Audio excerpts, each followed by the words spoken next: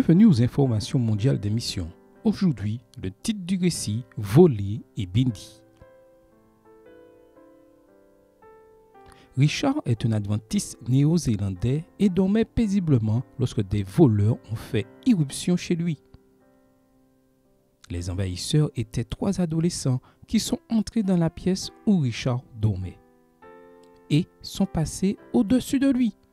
Richard a un sommeil léger et se réveille au moindre bruit, mais cette nuit-là, il a dormi profondément. À un moment de la nuit, il s'est réveillé pour aller aux toilettes, mais n'a pas remarqué les voleurs dans la maison. Les adolescents ont été surpris de voir Richard à moitié éveillé et se sont rapidement enfuis avec sa voiture. Richard n'a rien remarqué, il est retourné au lit et a dormi vite. Cependant, un de ses voisins a vu le vol de la voiture.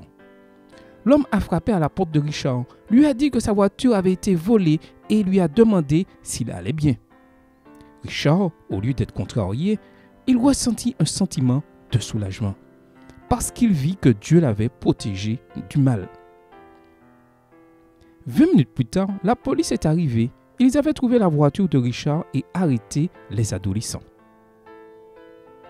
Mais ce n'était pas la fin de l'histoire. Richard a rencontré les 3 intrus au tribunal à 3 reprises.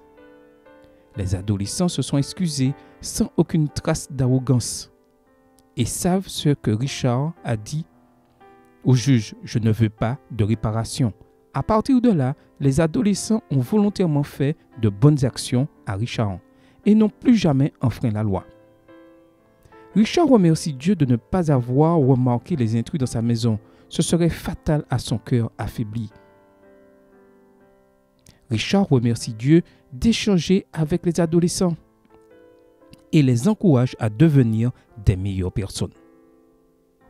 Ce trimestre, nos offrandes aideront à créer une série animée en Nouvelle-Zélande basée sur les livres d'Ellen White.